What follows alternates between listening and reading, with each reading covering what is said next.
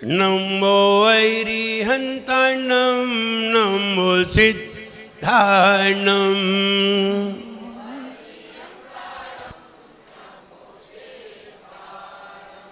नमो आयर्याणं नमो वच्छयाणं नमो आयर्याणं नमो वच्छयाणं नमो लोये तव साहुणं नमो लोये सवसाहुणं। बोले एक जरा श्री पार्श्वनाथ भगवान की जय। एक जरा श्री महावीर भगवान की जय। परम पूजाचार्य गुरु श्री विराट गद्दी गुरुदेव की जय। अहिंसामयी जैन धर्म की जय। बोले परम पूज्य उच्चारणाचार्य भगवान गुरुवर श्री विनम्र सागर जी गुरुदेव की। आयु कर्म हो खत्म जहाँ, आयु कर्म हो खत्म जहाँ, तब होता है मरण वहाँ। आयु कर्म हो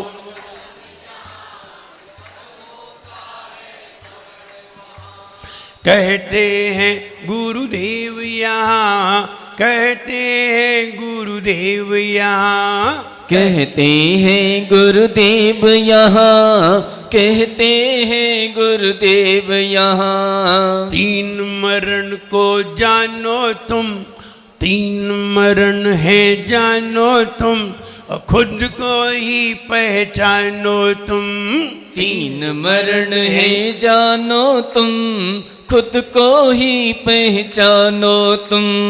अच्छी मृत्यु से हो, अच्छी मृत्यु से अच्छा भव पाए रे। जीवन है पानी की बूंद, कब मिट जाए रे। हो जीवन है पानी की बूंद, कब मिट जाए रे। होंगी अनहोनी होंगी अनहोनी, कब क्या घट जाए रे। जीवन है पानी की बूंद, कब मिट जाए रे। हो जीवन है पानी की बूंद, कब मिट जाए रे। जब हम पढ़ाई करते हैं और कमाई करते हैं तो परिवार खुश होता है, और जब हम भगवान के सामने प्रार्थना करते हैं तो हमारा मन खुश होता है, और जब हम परमात्मा के बताए हुए बातों का आचरण करते हैं तो हमारी आत्मा खुश होती है, मन खुश नहीं होता। आप कहेंगे हम परिवार बनाते हैं, व्यापार करते हैं, सब करते हो आप, लेकिन आपका मन खुश होता है। अंत में जब आप मरोगे ना तो आपकी आत्मा बहुत दुखी होगी, और मरने की बात छोड़ो अभी ही हो जाती होगी। ये कहाँ हम कौन से कामों में लगे हुए हैं, अभी ही दुख आ जाता होगा। सारा काम करते हुए भी, आपका मन खुश रहते हुए भी, जैसे ही आप अपना आकलन करेंगे तो आपको दुख होगा। क्या मतलब है? मन खुश, आत्मा दुखी। जब अंत समय में तो दुखी होते हैं तो इसका मतलब है कि हमने मन के तो बहुत काम किए हैं, लेकिन आत्मा का कोई काम नहीं किया। महाराज लोग ना अंत समय में दुखी होते हैं, ना बीच में दुखी होते हैं।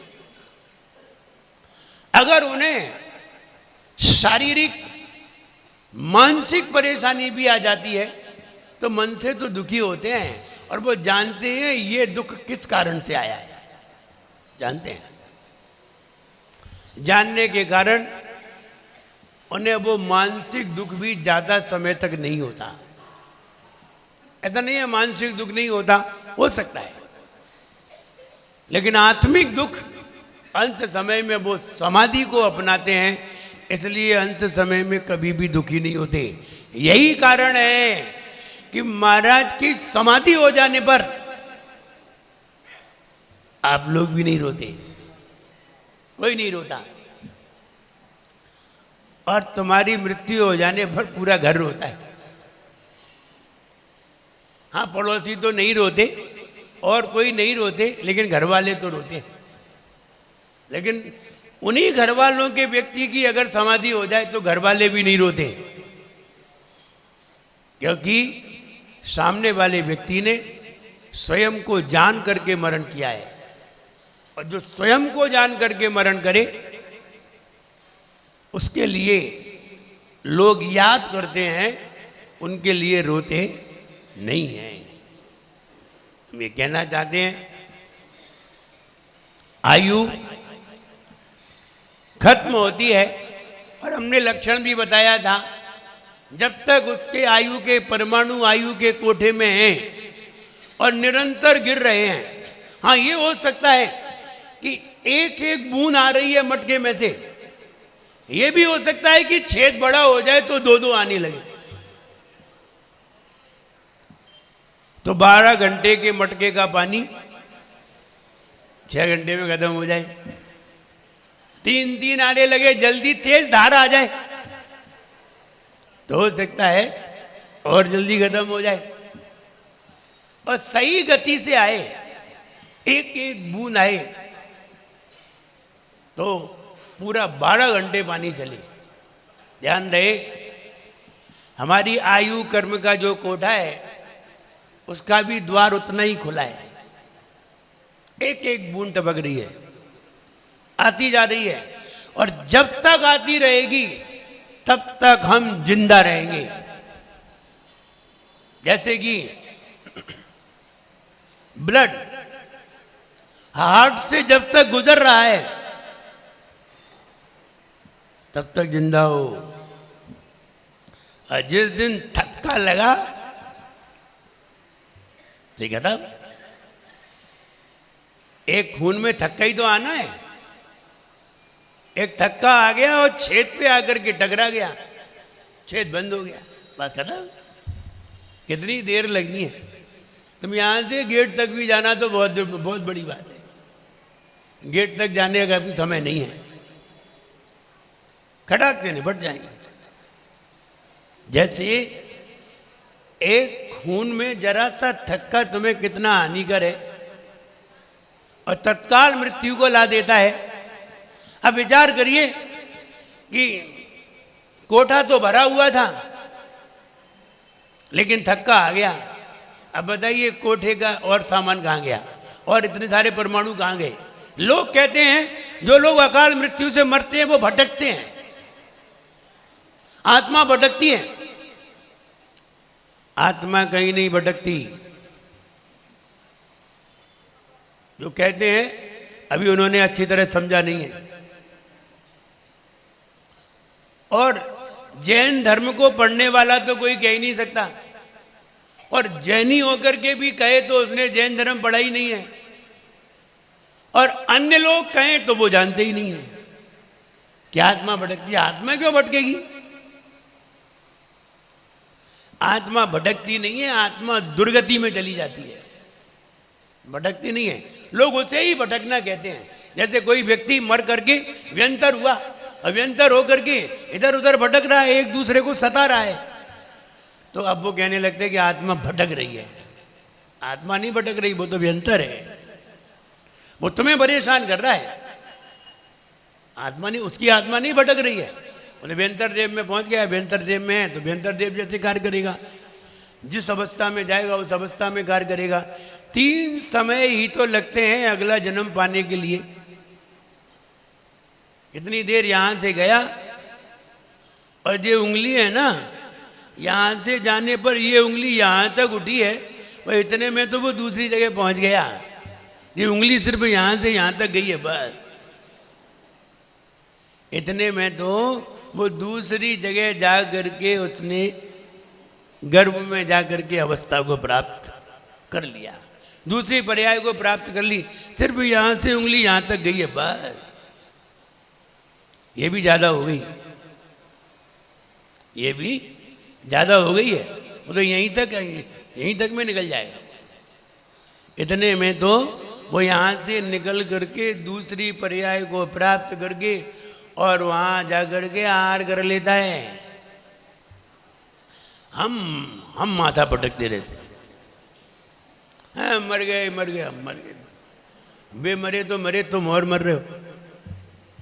असाता वेदनी का बंद कर रहे हो आक्रंदन करके, दुख शोक तापाक्रंदन, शोक में बैठे हो, दुख कर रहे हो, आक्रंदन कर रहे हो, परिदेवन उनके गुण गा गा के रो रहे हो। वे तो हमारा परिवार चलता था, अब वे नहीं है तो बहुत परेशान, अब गुण गा गा के रो रहे हैं। परिदेवन सब असाता वेदनी के कारण रोते जा रहे हैं।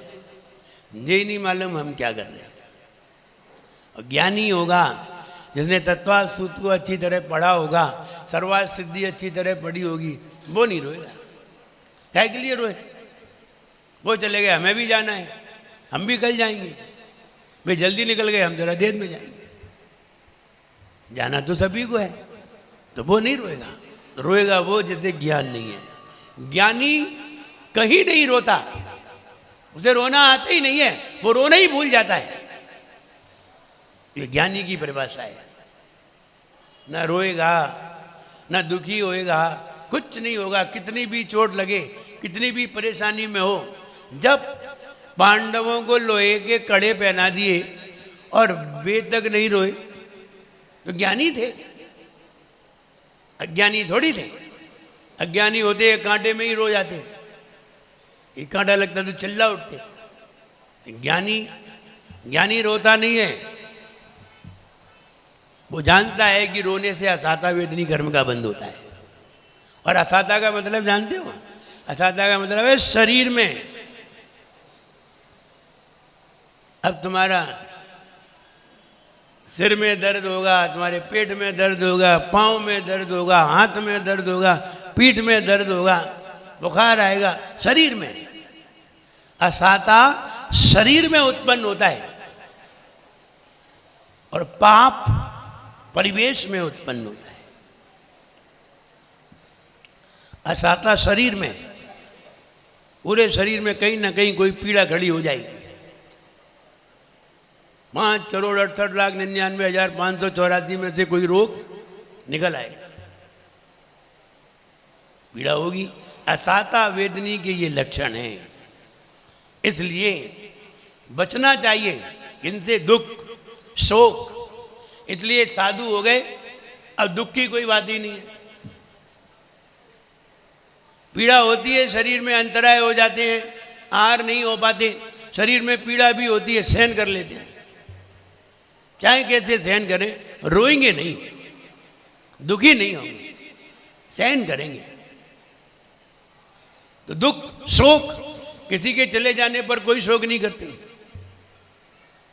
आज ललितपुर में है, कल दूसरी जगह होंगे, तो रोएंगे थोड़ी? ललितपुर छोड़ेंगे तो नहीं रोएंगे। तुम भले ही रो, हम गाय को रोए। दुखी नहीं होंगे। दुख शोक ताप, अगर कोई झूठ बात भी कह दे तो वो जानते हैं ये मानसिक संताप है, तो शांत रहते हैं, सहन करते हैं। और जो सामने वाले ने कुछ कहा और वो बड़ा व्यक्ति है, बड़े व्यक्ति से सामने वाले ने कुछ कहा और बड़े व्यक्ति ने जवाब न दिया, उसकी खबर ऊपर वाला लिया करता है। वो नहीं लेता, ऊपर वाला लेता है। और ध्यान रहे, अगर सामने वाला खबर ले ले तो छोटी मोटी लेगा, अब वो लेगा तो ऐसा मारेगा समझ में आ जाए। उसकी मार बहुत तेज है। छोटा व्यक्ति, वही सामने वाले से लड़ाई हुई, तुमने हमारे ऊपर धूल फेंक दी और हमने कुछ नहीं कहा, और हम कहते तो क्या कहते, जरा सा कुछ कहते और हम चुपचाप रहे। अब उसकी मार दे, अब उसकी मार दे, वो धूल नहीं फेंकेगा, वो पूरा पहाड़ पटकेगा, तो बचना ही मुश्किल हो जाए। उसकी मार खतरनाक है। इसलिए अगर सामने वाले ने तुम्हें जवाब नहीं दिया तो उसका जवाब वो देता है। वो मुझे याद आता है, एक इंस्पेक्टर था। तो इंस्पेक्टर जब निचली कोर्ट में गया, एक अपने मुवक्किल को लेकर के, अपने कैदी को लेकर के, तो उसने कोर्ट में सामने जज बैठा था और जज के सामने एक बाबू बैठा रहता है, फाइलों को नंबर पे लगाता है, कौन सी फाइल अब आनी है, कौन सी फाइल नहीं आनी है। तो उसने इंस्पेक्टर ने उसे क्लर्क को बुलाया, इधर। तो आया, पुलिस वाला था, आया तो उसने कहा मेरी फाइल पहले लगाओ। तो उसने कहा जिस नंबर से फाइल है उसी नंबर से फाइल आएगी, आपकी फाइल आने में अभी देर है। वो गुस्से में आ गया। तो उसने, अब वो अपने स्थान पर जाके बैठ गया, तो उसने बाहर से आंख दिखा करके ये कहा कि मेरी फाइल पहले लगा, और आंख दिखा करके कहा, और फिर ये कहा कि तू बाहर निकल, फिर तुझे बताएंगे। ये दृश्य एक जज ने देख लिया। जो क्लर्क ने तो कुछ नहीं कहा, क्लर्क तो शांत रहा, इंस्पेक्टर के मारे शांत रहा। और देख किसने लिया? जज ने। जज ने खट से क्लर्क को, इधर आ, क्लर्क को बुलाया। पहले क्या कहा इसने? बोले कुछ नहीं था, कुछ नहीं। क्या कहा बताओ? अब उसे बताना पड़ा, और उसने ये कहा, ये कह रहा था कि मेरी फाइल पहले लगाओ। अच्छा, इसकी पहले लगाओ, इसे बोला पहले। खट से उसने, जज ने इंस्पेक्टर को कटघरे में खड़ा कर दिया, और कटघरे में खड़ा करके खटाक से सजा सुना दी उसे। देर नहीं लगाई। घबरा गया इंस्पेक्टर। तो जज की मार बहुत खतरनाक है। वो क्लर्क तो कुछ नहीं कहता। क्लर्क क्या कहता? कुछ नहीं कहता, हाथ जोड़ लेता और क्या कहता। लेकिन जज ने तो ऐसी सजा सुना दी, उसे समझ में आ गई उसे कि कोर्ट में जाकर के कैसे खड़ा रहा जाता है और कैसे बोला जाता है, कैसे बात की जाती है। तो कहने का मतलब ये है कि बड़ा व्यक्ति अगर सजा दे तो लंबी सजा है, इसी छोटे व्यक्ति से ही निपट लेना चाहिए। जो कुछ बात हो गई आपस में, पहले ही क्षमा मांग लो भाई, नहीं तो बाद में ऊपर वाले ने सजा दी तो समझा देगा। तो हम ये कहना चाहते हैं, आयु जानना है कि हमारी आयु कितनी है। हाँ, बहुत सरल तरीका है। 2 तरीके हम बता रहे हैं। तीसरा तरीका, अंत में पता चलता है कि हमें किस आयु का बंध हुआ है। 2 तरीके हैं। नंबर 1, आप अपनी कुंडली से आयु निकालिए। कुंडली से आयु निकलती है जब सारे ग्रहों की आयु निकाली जाती है और अंत में सारे ग्रहों का टोटल किया जाता है, तो उस व्यक्ति की उम्र निकल आती है। एक, ग्रहों से आयु निकालना। दूसरा, एक आयु का सूत्र भी है। अब सारे ग्रह कौन निकाले? सीधा सीधा सूत्र लगाया जाता है और सूत्र से व्यक्ति की आयु निकाली जाती है, इष्टकाल आदि के द्वारा। और तीसरा उपाय है हाथ की रेखा से। हाथ में जो ये वाली रेखा होती है, ये आयु रेखा है। इस रेखा को देखने वाले व्यक्ति अच्छी तरह से पहले देखना सीखें। ये रेखा यहां से निकलती है और यहां से निकल करके यहां आती है। अगर ये रेखा पूरी आई हुई है, कहीं भी कटी नहीं है, कहीं भी इसमें कट नहीं है, किसी भी तरह का कोई कट नहीं है, आपकी पूरी उम्र होगी। आप 100 साल तक पहुंचेंगे। और जहां भी, अब कट कैसे पता करें? कट पता करने का तरीका है, पहले वो वाला यंत्र मंगाइए जिससे बड़ा दिखता है। फिर इस रेखा पे पानी लगाइए और पानी लगा करके धोइए इसे, और गीली रहना चाहिए। और पूरा हाथ बिल्कुल सीधा करिए और फिर उस यंत्र से देखिए, तो आपको कट पता चल जाएंगी कहाँ कट है। जहां कट है, इस रेखा के 10 भाग करिए, टुकड़े करिए 10, और 10 टुकड़े कर करके उम्र निकाल दीजिए। 10 वर्ष की उम्र यहाँ है, 20 की यहाँ है, 30 की यहाँ है, 40 की यहाँ है, 50 की यहाँ है, पूरी उम्र के पॉइंट निकाल दीजिए। और फिर आप दूसरे को बता सकते हैं, जहां भी अगर ऐसा कट लगाए और रेखा में ऐसी कट आ जाए, पूरी रेखा बनी है, बस बता देना, अंदाज बता देना, अगर ये 30 से 40 के बीच की स्थान आ रहा है तो बता देना कि 30 से 40 और फिर बीच में पॉइंट आ जाता है, मिड पॉइंट 35 आ जाता है, और 35 से ऊपर आ जाए 36 आ जाता है, 37 आ जाता है, तो आप बता सकते हैं कि आपकी इतनी उम्र में आप सतर्क रहिए, क्योंकि आपके साथ दुर्घटना होगी। इस उम्र में आपके साथ दुर्घटना होगी और आप मृत्यु से बच पाएंगे। अगर वो बिल्कुल कटी है, अलग है, तो फिर बता देना आपकी मृत्यु है। और अगर हल्की सी टेढ़ी कटी है तो बता देना मृत्यु के संकेत हैं, आप मरेंगे नहीं। ये बताए जाते हैं। अब जो जानता है वो बता सकता है। हमने भी जब ये अनुभव लिया और अपनी रेखा देखी तो मेरी रेखा में भी आई, ऐसा नहीं है नहीं आई। जब हम उदाहरण बताते हैं कि हम बस के नीचे आए थे, हम बस पूरी निकल गई थी, और ये 10 वर्ष के पहले की बात थी, और इसमें जो आई वो 8 और 9 वर्ष की उम्र में आई थी।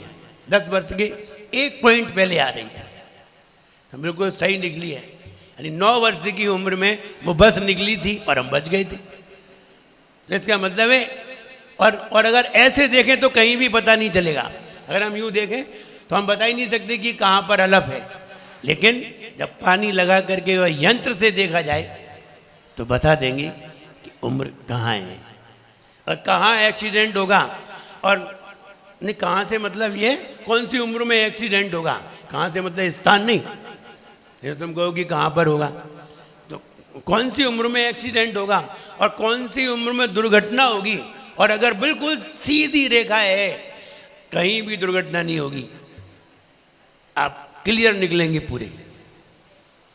तो ये भी एक तरीका है। एक तरीका हाथ का है, दूसरा तरीका कुंडली का है, ग्रहों की उम्र निकालने का है, और तीसरा है सीधा सूत्र निकालने का। सूत्र इष्टकाल आदि के बाद निकाला जाता है, इसलिए कुंडली में भी ग्रहों का निर्धारण करके सूत्र लगता है। ऐसे नहीं लग जाता कि हाल लगाओगे हाल निकल आएगी। हाथ का तरीका सबसे बढ़िया है, सबके पास हाथ है। अब कुंडली किसी के पास है, किसी के पास नहीं है, किसी को टाइम मालूम है, किसी को टाइम नहीं मालूम, आदि आदि कुंडली में गड़बड़ हो सकती है, लेकिन हाथ तो फट से बता सकता है। इसलिए ऐसा ज्ञान आचार्यों को होना चाहिए। क्यों होना चाहिए? आचार्यों के पास दीक्षा लेने वाले भी आते हैं, और ये भी आते हैं कि महाराज इनकी संलेखना करानी है, इनकी समाधि करानी है, इनको संलेखना दी जाए कि नहीं दी जाए। तो ये आचार्यों को विशेष ज्ञान इसीलिए करना पड़ता है कि इनकी संलेखना 12 साल में हो जाएगी कि नहीं हो जाएगी। 12 साल में अगर नहीं होगी तो वो कहते हैं भाई अभी रुको, अभी ठहरो, अभी आपका संलेखना का समय नहीं है। और अगर उनकी उम्र पता चल जाती है तो कह देते हैं कि हाँ ठीक है, संलेखना ले लीजिए, 12 साल तक आप समाधि को प्राप्त हो जाएंगे। इसलिए ऐसा ज्ञान आचार्यों को विशेषता से करना पड़ता है, लेकिन इसलिए नहीं कि हम तुम्हें बताते फिरें, इसलिए कि दीक्षार्थी का पता करें, इसलिए कि शपथ का पता करें, इसलिए कि उसकी समाधि होनी है उसका पता करें कि उसका कितना समय शेष है, और कितने समय में फिर भी अनुमान लगाए जाते हैं। उस अनुमान में कभी कभी चूक भी हो जाती है, ऐसा नहीं है नहीं होती, होती है, कभी कभी चूक हो जाती है। महाराज ने संलेखना ले ली 12 साल की, आचार्य सन्मति सागर जी महाराज समाधि सम्राट, उपवास करने वाले जिन्होंने 32 साल की उम्र में अन्न का त्याग कर दिया, सारे रसों का त्याग कर दिया, सारे फलों का त्याग कर दिया, 32 साल की उम्र में, युवा उम्र में सारी चीजों का त्याग कर दिया। अब उन्होंने ये समझा, कभी कभी शरीर में कमजोरी महसूस होती है तो ये समझा अब लगता है जल्दी संलेखना हो जाएगी, जल्दी समाधि हो जाएगी, और उन्होंने 50 साल की उम्र में संलेखना ले ली। लेकिन जब उनकी समाधि नहीं हुई तब उनको आगे संलेखना बढ़ानी पड़ी। जबरदस्ती तो मरा नहीं जाता, और जबरदस्ती मरना भी नहीं चाहिए। फिर उनको संलेखना को और आगे बढ़ाना पड़ा, तो फिर उनको डबल संलेखना लेनी पड़ी। उतना समय के बाद फिर 12 साल की संलेखना ली और फिर समाधि हो गई। तो कहने का मतलब ये है, कभी कभी चूक भी हो जाती है, ऐसा महसूस होता है कि अब जल्दी ही मृत्यु हो जाएगी, क्योंकि अन्न का त्याग कर दिया, फलों का त्याग कर दिया, रसों का त्याग कर दिया, सब त्याग कर दिया। सिर्फ 2 चीज रह गई थी, छाछ और केला, और अंत में रह गई थी छाछ। छाछ में तो उन्होंने सालों निकाली, केला भी खत्म कर दिया। वैज्ञानिकों ने कहा, डॉक्टरों ने कहा कि महाराज छाछ पर केला खाना कोड़ हो जाता है। अगर छाछ पर केला खा लें तो बोले कोड़ हो जाता है। बोले हमें तो इतने दिन हो गए, तुम कह रहे कोड़ हो जाता है, क्या हुआ? अंत में छाछ लिया करते थे, छाछ और पानी, सालों चले, और फिर भी विहार करते थे।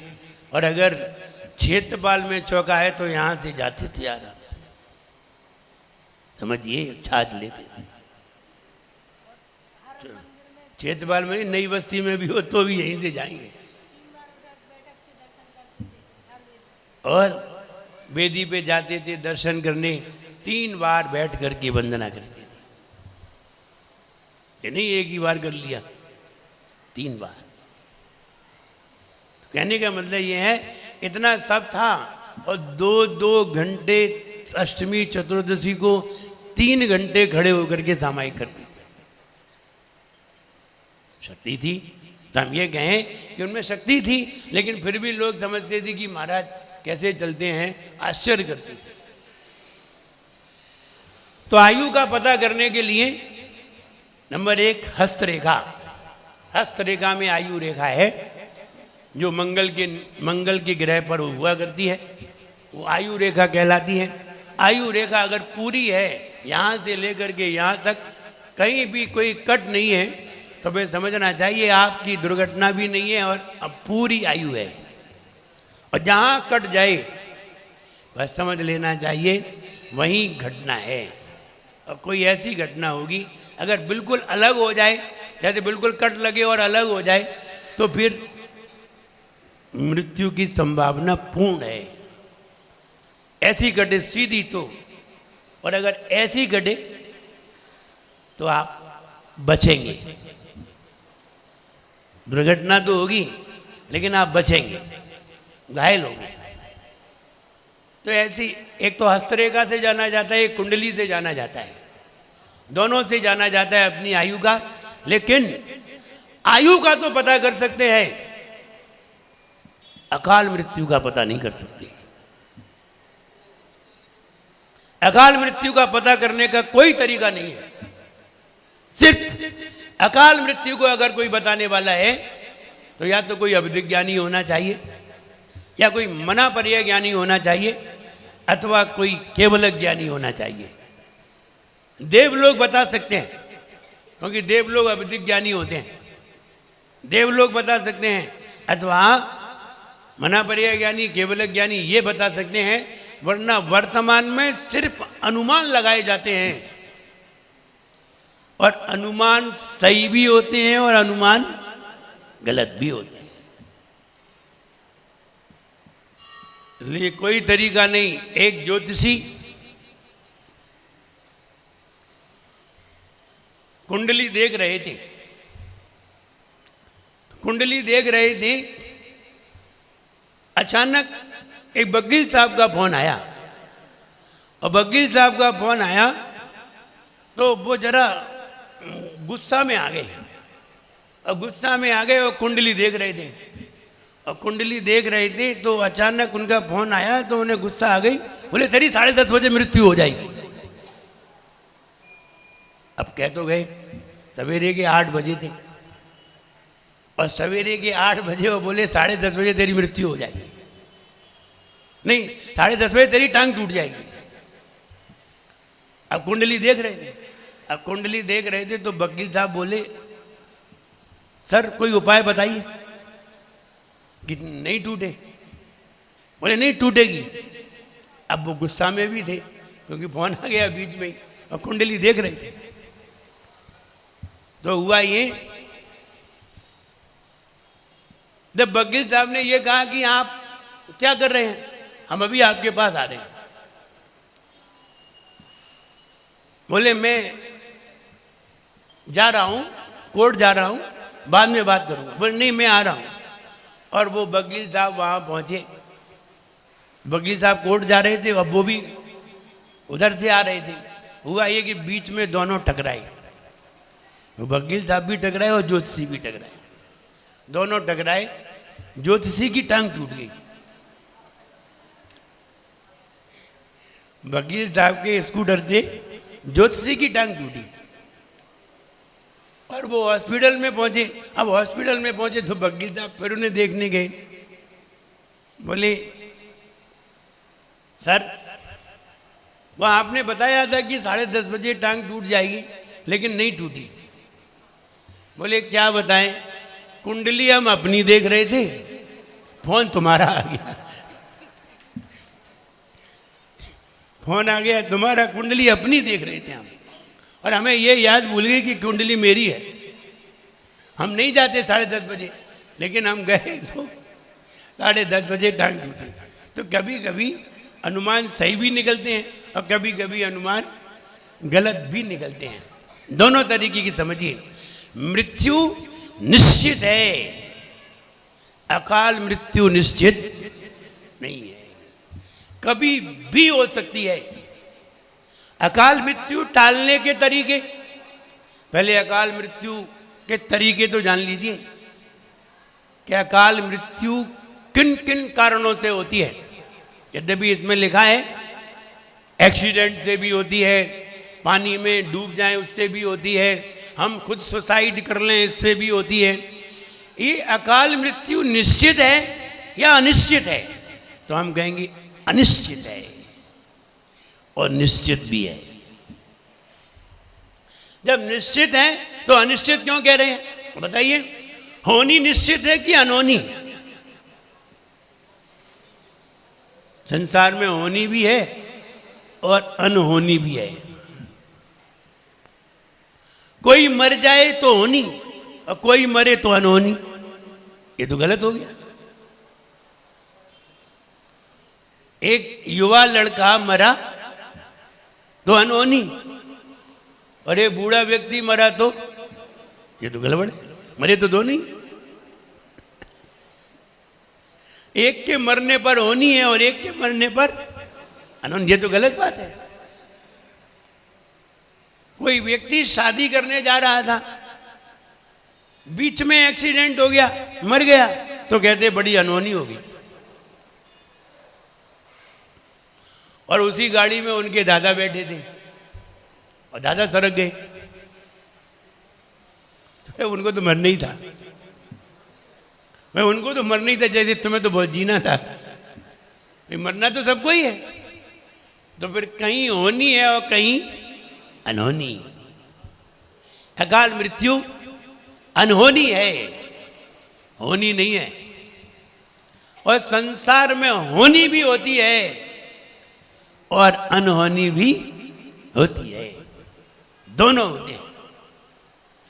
नहीं, अकाल मृत्यु नहीं मानना चाहिए, अकाल मृत्यु निश्चित है। किनको निश्चित है ये जानिए। अनहोनी किसके लिए होनी है और किसके लिए अनहोनी है? जो व्यक्ति प्रत्यक्ष जानता है,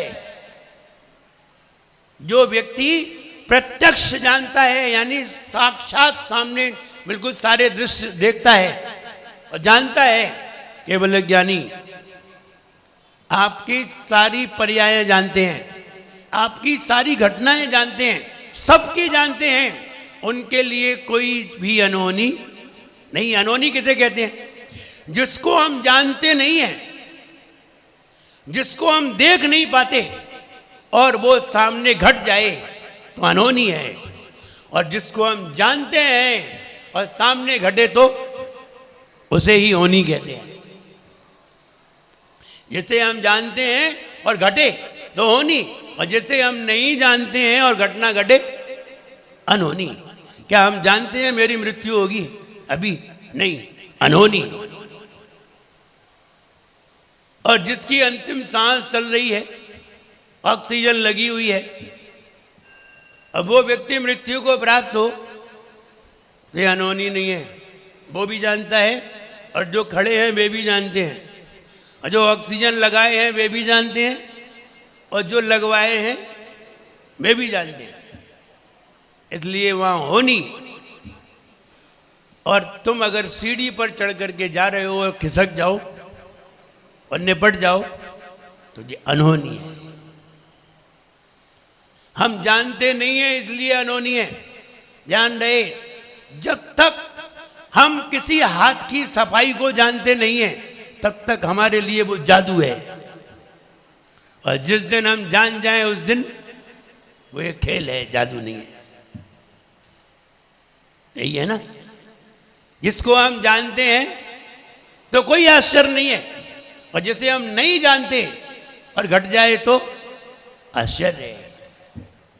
मैंने बताया था, जब हम कहीं जाएं और कहीं लोग कहें कि यहाँ केसर की वर्षा होती है और हम जानते नहीं हैं, तो फिर तुम्हारे लिए क्या है वो?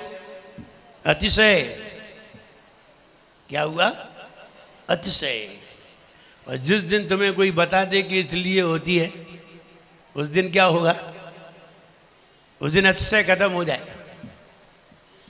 ज्ञान के सामने कोई अतिशय नहीं, ज्ञान के सामने ना होनी है, ज्ञान के सामने सब होनी है, कोई भी अनहोनी नहीं है।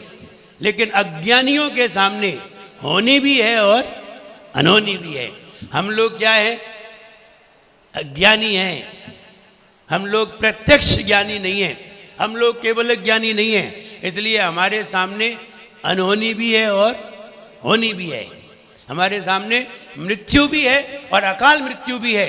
लेकिन कोई ये ना कहे, आप अज्ञानी होकर के भी ये कहें कि अकाल मृत्यु होती नहीं है, तो फिर कहेंगे आप पागल हो।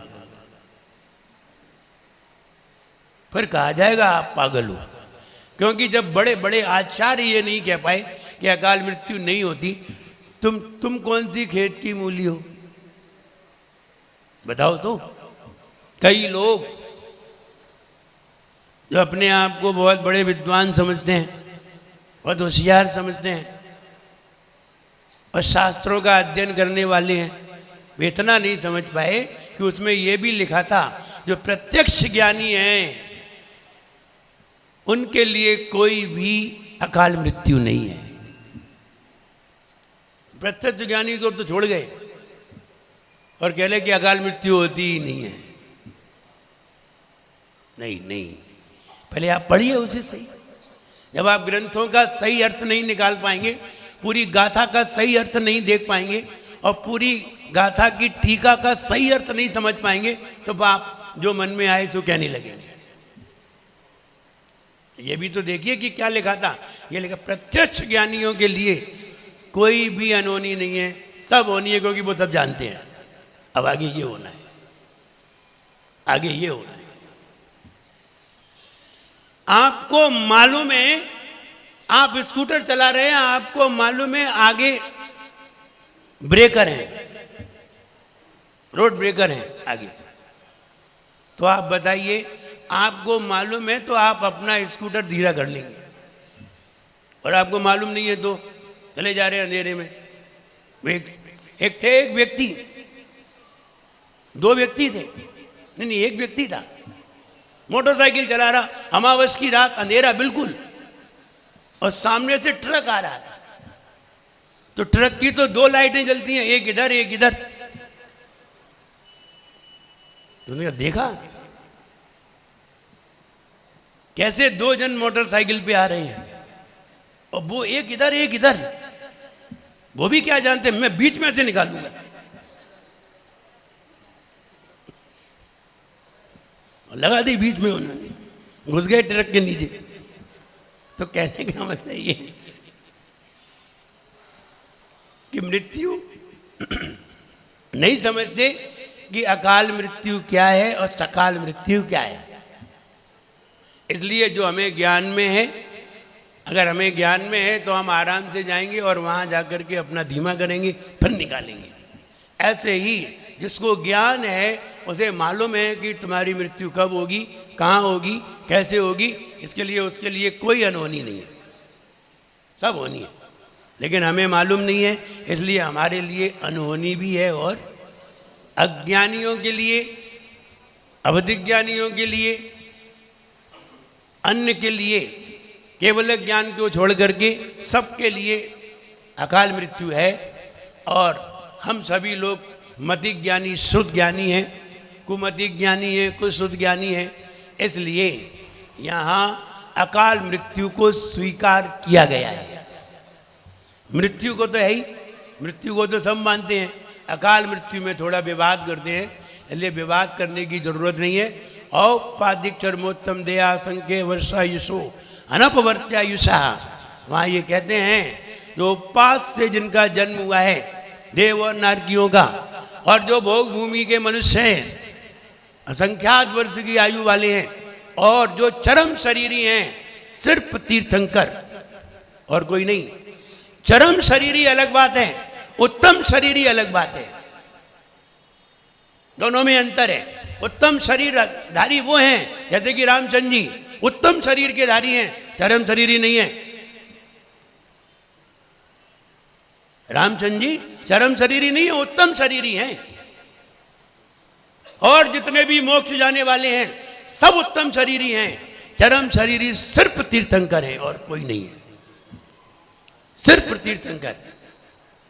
उत्तम शरीर में चरम शरीर में अंतर है। उत्तम शरीर वाले मोक्ष जाएं भी और ना भी जाएं,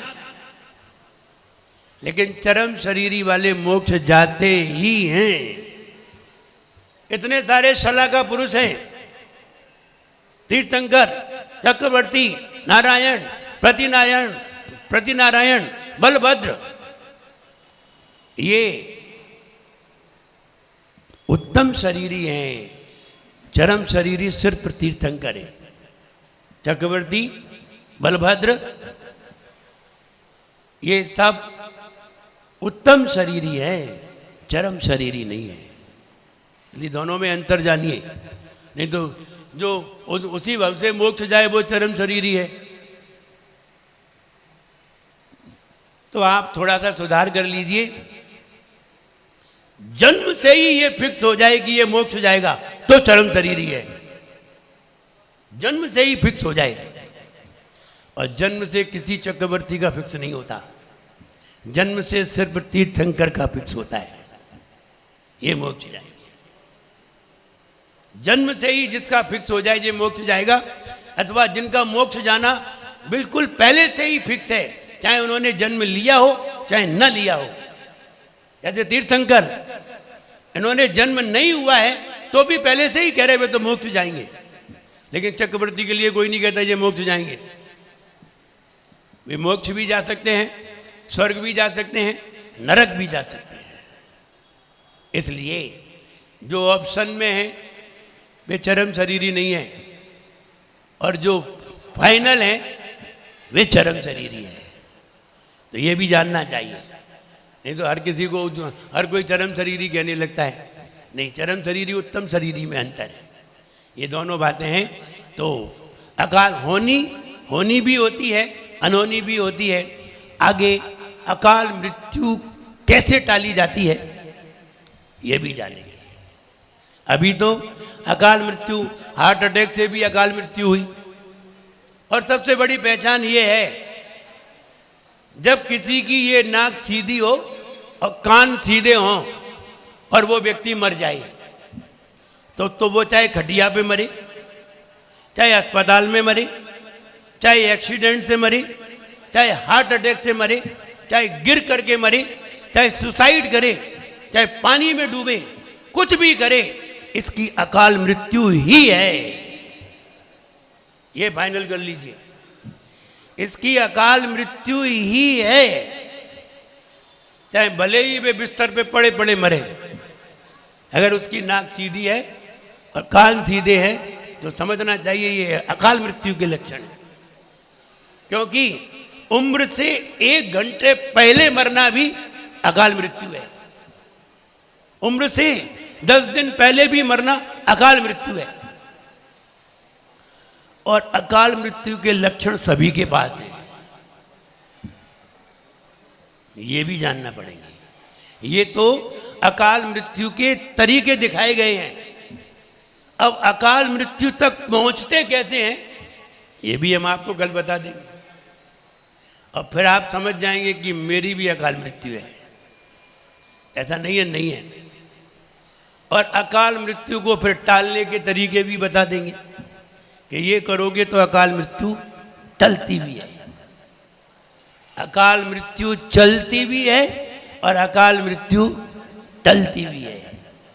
साथ में चलती है, गाड़ी लेकर के जा रहे हो, अकाल मृत्यु साथ में है तुम्हारे, और गाड़ी पे हो तो मृत्यु ही है। आप मोटरसाइकिल चला रहे हो तो मृत्यु के सामान पे ही बैठे हो, न जाने कब फिसल जाओ, और फिसले सुई गए। बताओ, गाड़ी है, टकराई और गई, कहाँ बच रहे हैं? तो मृत्यु के सामान पे तो बैठे हैं और बच करके आ गए, तो समझना चाहिए अभी हमारी उम्र बाकी है। और आप उम्र से बचे हो या किसी और से, ये भी आपको बताएंगे। ये नहीं आप उम्र से बचे हो और किसी से बचते हैं। उम्र तो सबकी बकाया है। जो 60 साल का है और 30 साल में मर गया तो 30 साल तो बकाया थी, फिर अकाल मृत्यु क्यों हुई? तो अकाल मृत्यु उम्र बकाया होने से नहीं होती, अकाल मृत्यु दूसरे कारण से होती है। कोई भी कर्म में 148 प्रकृतियों में एक भी ऐसी प्रकृति नहीं है जो अकाल मृत्यु को दे, फिर भी अकाल मृत्यु होती है। कौन सी कर्म की प्रकृति के उदय से अकाल मृत्यु होती है बताइए? 148 प्रकृतियों में कोई भी प्रकृति नहीं है, और फिर भी कर्म के उदय से ही अकाल मृत्यु होती है। अब इसमें 2 कर्म मिलेंगे और 2 कर्म के मिलने से ही अकाल मृत्यु होगी, एक कर्म के उदय से नहीं होगी। इसलिए ये भी जानना जरूरी है कि अकाल मृत्यु क्यों हुई, और ये भी जानना जरूरी है कि अकाल मृत्यु कैसे टलेगी। कौन से कर्म के उदय को बदलने पर अकाल मृत्यु नहीं होती, उस कर्म के उदय को बदल दीजिए, अकाल मृत्यु टल जाएगी। टालने के भी तरीके हैं और पाने के भी तरीके हैं। इसलिए कल आज तो ये बताया उम्र कैसे पता चलती है। अब प्रदीप भैया बाद में आए, अब जो तुम इनसे दूसरे प्रदीप से पूछ लेना कि कैसे आयु को जानते हैं। इसलिए अब हम दोबारा तो बताएंगे नहीं, अब तुम्हें पूछना पड़ेगा या कहीं दूसरी चीज़ से सुनना पड़ेगा, तब आपको पता चल पाएगा कि मृत्यु को, आयु को कैसे जानते हैं। कल अकाल मृत्यु क्यों होती है ये जानिए। अकाल मृत्यु क्यों होती है और अकाल मृत्यु कब होती है, कैसे होती है, ये सब लिखे हुए हैं। लेकिन अकाल मृत्यु होती क्यों है? कल ये है,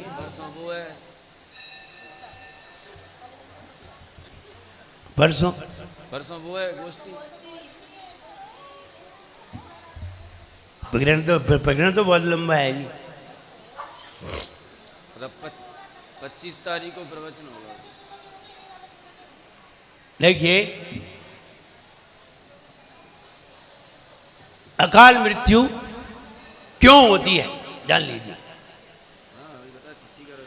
अकाल मृत्यु का कोटा है और अकाल मृत्यु के कोटे में परमाणु रखे हुए हैं। एक एक परमाणु क्रम से गिरता जा रहा है और आपकी उम्र अगर 60 साल की है और अगर एक एक परमाणु क्रम से निकलता गया तो आपकी उम्र पूरी 60 साल चलेगी। और अगर कहीं पानी की एक बूंद की जगह मटके में से 2 बूंद निकलने लगे तो उम्र घटेगी। ध्यान रहे, 1 घंटे के लिए 2 बूंद निकली, 1 घंटे के लिए 2 बूंद निकली तो निश्चित है कि तुम्हारी 1 घंटे की आयु उसने कम कर दी। 1 दिन के लिए 2 बूंद निकली तो 1 दिन आयु कम कर दी। 1 साल तक 2 बूंद निकलती रही जो 60 से 59 पे आ जाओगी, और कहीं 5 साल तक 2 बूंद निकलती रही तो 60 से 55 पे आ जाओगी, और रोज निकलती रही तो फिर 60 से 30 पे आ जाओगे। ये बात बहुत जल्दी समझ में आ जाती है। ऐसे ही जब आयु कर्म का जो कोटा होता है और उसमें से एक एक परमाणु आ रहा है, जब हम क्रोध करते हैं तो उसका छेद बड़ा हो जाता है। जैसे ही क्रोध करते हैं वैसे ही उसका छेद बड़ा हो जाता है। जैसे ही किसी को मारने के भाव करते हैं उसका छेद बड़ा हो जाता है। जैसे ही हिंसा के भाव करते हैं छेद बड़ा हो जाता है। जैसे ही अज्ञानता के भाव करते हैं छेद बड़ा हो जाता है। परमाणु तेजी से निकलना प्रारंभ हो जाते हैं। और अगर तीव्र पाप कर्म का उदय आ जाए, बहुत तीव्र पाप कर्म का उदय आ जाए, तो वो छेद है ना, तो नीचे की प्लेट ही बस्ट हो जाती है। और जैसे ही प्लेट बस्ट होती है तो फिर सारे परमाणु एक साथ गिरते हैं, और सारे परमाणु एक साथ गिरते हैं तो व्यक्ति स्पॉट पे ही समाप्त हो जाता है। हॉस्पिटल तक नहीं जा पाएगा। एकदम प्लेट गिरेगी, और नीचे की प्लेट है, नीचे की प्लेट जब तक बनी है, छोटा सा छेद है, तब तक तुम अच्छी तरह जिंदा हो। और जिस दिन वो प्लेट पे अटैक हुआ उसी दिन खत्म। फिर तुम यहां से वहां तक तो बहुत दूर हो गए, तुम एक कदम नहीं बढ़ा पाओगे। वो देखा ना, वो अम्मा जी चमर ढुरा रही थी और वे वहां से वहां तक भी नहीं पहुंच पाई, हमारे पार्टी तक। तब तक तो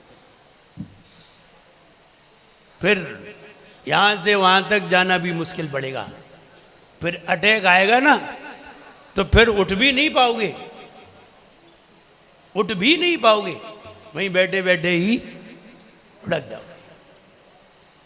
तो इसका मतलब है इतनी जोर से असाता वेदनी का उदय आया कि उसका सारा अटैक एकदम, असाता वेदनी का उदय आने पर परमाणु का छेद बड़ा हो जाता है।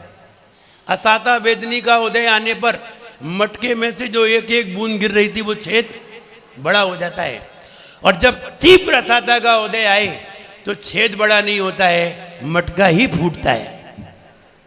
और जैसे ही मटका फूटेगा फिर आपकी उम्र 1 मिनट भी बढ़ेगी नहीं।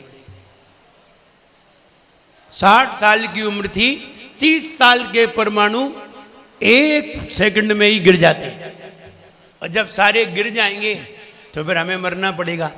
इसलिए असाता वेदनी का तीव्र उदय आयु कर्म के ऊपर जब अटैक करता है तब अकाल मृत्यु होती है। और असाता वेदनी का तीव्र उदय नहीं है तो तुम्हारी आयु कम हो सकती है, मर नहीं सकती। इसलिए आयु कम भी होती है और आयु का विस्फोट भी होता है। असाता वेदनी का तीव्र उदय आ जाए, आप ऐसे समझ लीजिए बांध है और आपके यहाँ बांध है, बांध में गेट भी लगे हुए हैं। गेट के आगे एक दीवार खड़ी हुई है, गेट के आगे दीवार खड़ी हुई है, और दीवार में छोटा सा छेद भी है पानी निकलने के लिए। और थोड़ा सा गेट खोला जाए तो पानी आराम से निकलता जाएगा, कोई परेशानी नहीं आएगी। गेट में गेट से भी निकलेगा, दीवार से भी निकलेगा। लेकिन अगर गेट पूरे खोल दिए जाए तो सामने वाली दीवार है ना, एक ही झटके में गिर जाएगी। बस ऐसे ही समझिए, जब तक असाता वेदनी का उदय नहीं है, पुण्य का उदय चल रहा है। पुण्य का उदय तुम्हें अकाल मृत्यु से बचाता है, और कोई नहीं बचाता, सिर्फ पुण्य बचाएगा। पुण्य के उदय में एक एक परमाणु गिरेगा, ज्यादा नहीं गिरेंगे। पाप के उदय में जैसे ही पाप प्रवृत्ति में लिप्त हुए और पाप का उदय आया, डबल गिरेंगे, ट्रिपल गिरेंगे। और अगर तीव्र पाप का उदय आ गया तो फिर गिरेंगे नहीं, सब एक साथ ही गिरेंगे। इसी को कहते हैं अकाल मृत्यु। आप गाड़ी में जा रहे हैं, आ सकता है पाप का उदय, आ सकता है। ड्राइविंग कर रहे हैं, आ सकता है। एक झटके में निद्रा आई, सीधे टकराए, चले गए। आगरा से मुरैना का एक परिवार आ रहा था, पति पत्नी बच्चा बच्ची, 4 जन कार में, और पीछे भी उनके भाई की कारें आ रही थी। 3-4 भाई थे, 3 कारें अलग पीछे से आ रही थी, वो आगे थी। और आगे ट्रक आ गया, और ट्रक आ गया, एक झपकी लगी, और जैसे ही झपकी लगी एक्सीलेटर पे पांव दब गया, कार ट्रक में चली गई। कार ट्रक में गई, 2 तो मर गए, पत्नी मर गई और बच्चा मर गया। अब बच्ची बची, उसका जबड़ा खराब हो गया, और पति थे वे दब गए, बच गए। कहने का मतलब कितनी देर लगी? अब बताओ, ड्राइविंग वो कर रहा था और उदय उसका आ गया, पत्नी का उदय, पत्नी का, बच्चे का, 10 साल का बच्चा, और उसका भी उदय आ गया। तो कर्म का उदय कब आ जाए नहीं मालूम।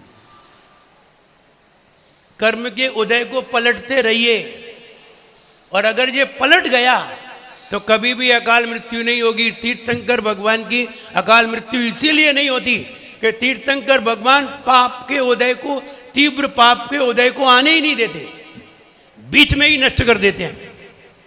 इसलिए तीर्थंकर की कभी अकाल मृत्यु नहीं होती। भोग भूमि में उनके परिणाम कभी कसाय के होते ही नहीं है, इसलिए उनकी अकाल मृत्यु नहीं होती। देव गति में, नरक गति में इनका वैक्रियक शरीर होता है, इनको मरने की कोई व्यवस्था ही नहीं है। वैक्रियक शरीर होता है, ये टुकड़े हो जाएंगे फिर जुड़ जाएगा, पारे की तरह मरेगा ही। और जिसको अगली आयु का बंद हो गया है, उसकी अकाल मृत्यु नहीं होती, क्योंकि उसकी मृत्यु निश्चित हो गई है। अगली आयु का बंद हो जाए तो तुम्हारी मृत्यु निश्चित हो जाएगी।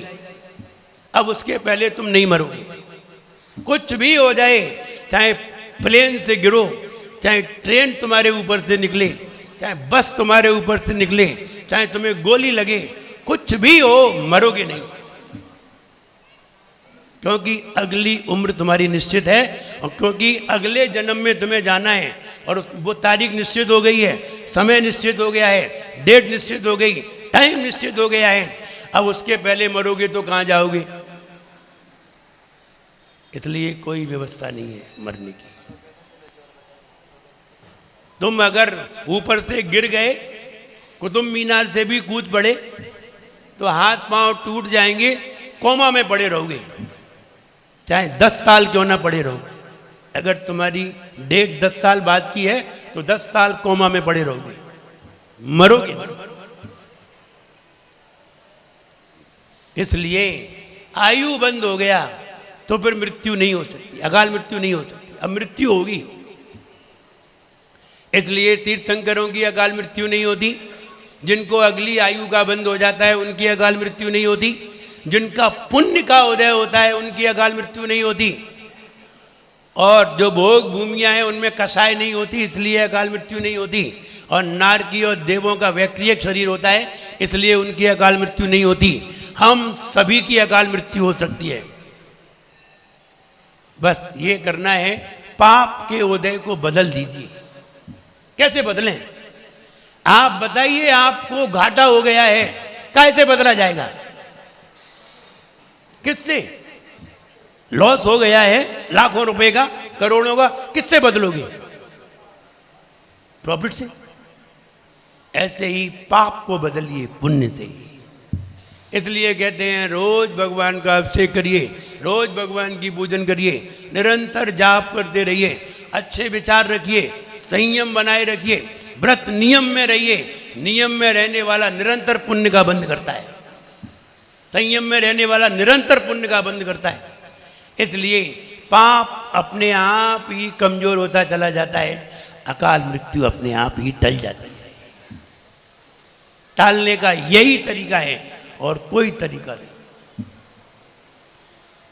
इसलिए लड़ोगे, क्रोध करोगे, झंझट करोगे, एक दूसरे की बुराई करोगे, आयु का छेद बड़ा हो जाएगा। जल्दी गिरेंगे, जल्दी गिरेंगे। 60 के हो, जल्दी निपट जाओगे, जल्दी चले जाओ। एक व्यक्ति से कहा भाई क्रोध नहीं किया करो, तुम्हारी आयु घट जाएगी। तो बोला भाई जल्दी मर जाएंगे और क्या है। तो बोले फिर अभी ही मर जाओ, जब तुम्हें मरने की बहुत जल्दी है तो फिर जी क्यों रहे हो। इसलिए ऐसा कहना उचित नहीं है। उचित यही है कि हम पाप को टालते जाएं, बदलते जाएं। जितनी जल्दी बदल दोगे अकाल मृत्यु नहीं होगी। नहीं बदल पाए तो दुर्घटना होगी। अब आप बताइए अकाल मृत्यु कहाँ हो सकती है? कहीं भी हो सकती है। यहां खड़े हो मंदिर में, यहां भी हो सकती है। ये जरूरी नहीं है भगवान के पास खड़े हो तो नहीं होगी, कहीं भी हो सकती है। हार्ट की गति कहीं भी रुक सकती है। एक जरा सा थक्का ही तो आना है, एक थक्का ही तो आना है, कहीं भी रुक सकती है। आते में, जाते में, सोते में, उठते में, बैठते में, खाते में। व्यक्ति नहाने के लिए गया, वहीं लुढ़क गया, नहा के ही नहीं निकले, बाद में निकाले गए। शौच के लिए गए, वहीं निपट गए। कहीं भी कुछ भी हो सकता है। इसलिए सबसे अच्छा उपाय है हम नियम संयम में रहें। अकाल मृत्यु भी हो जाएगी तो भी अकाल मृत्यु नहीं मानी जाएगी।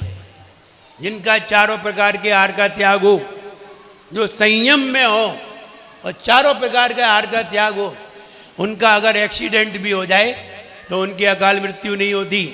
इसलिए मुनिराजों की अकाल मृत्यु नहीं होती, समाधि होती है। कहते देवलोक गमन हुआ है, समाधि होती है, क्योंकि उनका चारों प्रकार के आहार का त्याग होता है और वो संयमी होते हैं। अगर उनके ऊपर ट्रक भी चढ़ जाए तो भी अकाल मृत्यु नहीं है। हाँ, ये हो सकता है संक्लेश परिणाम में अगर वो मर गए तो ये हो सकता है कि व्यंतर आदि बने, लेकिन बनेंगे देव। और व्यंतर आदि बन गए तो बहुत खतरनाक हो जाएंगे। फिर तो उसकी तो खैर ही नहीं है जिससे हुई है। वो तो फिर न जाने कहाँ कहाँ पिटेगा। यहाँ तो पिटेगा ही, यहाँ से और कहीं जाएगा, वहाँ पिटेगा। क्योंकि वे तो व्यंतर हैं, उनको तो अवधिक ज्ञान है। उन्हें पता है तुम कहाँ गए हो, तो वहाँ पहुँच जाएगी।